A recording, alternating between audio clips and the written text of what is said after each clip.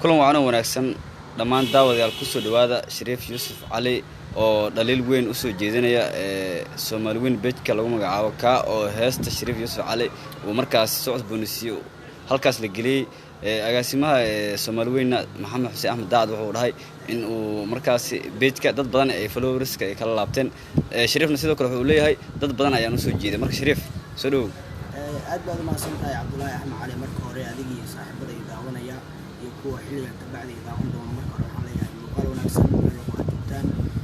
runtii sidaad hore u sheegtay baa hore carabka u adkaysay waxaa jira hees aan soo qaaday arjir leeyahay isla markaana Bashir Cali Xuseen anigu aan soo koobiyay sidaa daraaddeed heesta aan soo qaaday beedkan Soomaaliyeed aan soo geliyay waxaan sidoo kale beeraha suuqyada aan ka maqlay ama goobaha lagu shaaxeeyo in heesta markii la soo geliyay beedka saaxiibo kala duwan ay ka baxeen waxaan caddeynayaa shirkad ahaan in maamulka Soomaaliweyn ama fikiraha ama agaasiga Soomaaliweyn inuu heesta sida xarin qaalin aan u lahayn dacwad aan halkan Soomaaliweyn agaasigeena waxaa leeyahay aad u yihiin fikiraha Soomaaliweyn oo baaqaya falkaas bilaqada inay ka baxaan haddii ay ka bixi waayeen maxkamadda maxaa ka jira in dad badan ay ka laabteen beedka adin maxaad ay kala arrinka in dad badan ay ka laabteen beedka adina waxaad in badan dheeysay dad badan ay beedka ku soo xiray tusaale ahaan qof walba siday maaragtay u aragtay iyo xilli kartaa ayaga maamulka Soomaaliweyn waxay u arkaan in markii muuqaalkaas la soo geliyay ay saaxiibo kale oo ka baxeen anigana waxaan u arkaa markii heesteeda soo geliyay aan dad cusub ku soo xiray Facebook iyo markaan ku share gariyay saaxiibada Facebook oo kaliya ayaa ka buuxsamay marka hore beedka meeqa lagu haysto haddana ma soo maraya kun aan ku ogaa marka hore haddana 8 kun maraya sidaa daraaddeed kun 8 kun farqiga u dhaxeeya waa dareem aad iyo aad shacbiyadaada way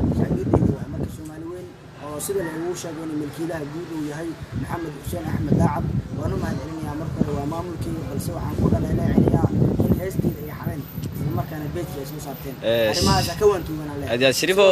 tafsiraha Bile Usman Gomey oo beedka wax ka qoro waxaan leeyahay sugana arrimahaas oo kale ka wantuu haddii aad ka wantuunaysana sharciga wada fuli doona Shariifo waxaad sheegtay in heese kale oo aad soo wado ma laga yaabaa heese badan inaad qaado haddaad qaadana tan oo kale inay kugu dhacdo heese badan waa qaadi doona haddii ay barnaamij ka noqdo sida heese lamaanaha oo Talantaaliya rajeenaya inaan qaado balse qofka aan ogolaa oo kaliya ayaa beedkeeda soo saari doona Soomaaliweyn digniina hadda u diraya maadaama kii hore ay ku fudaadeen heesaha kale aan soo wado ku fudaadeen aad iyo aad baa maasanta Shariif Yuusuf Cali adigana la yeelatay aad baan kaaga mahadcelinayaa mid lamida beedka kala kacsaday intay beedka Soomaaliweyn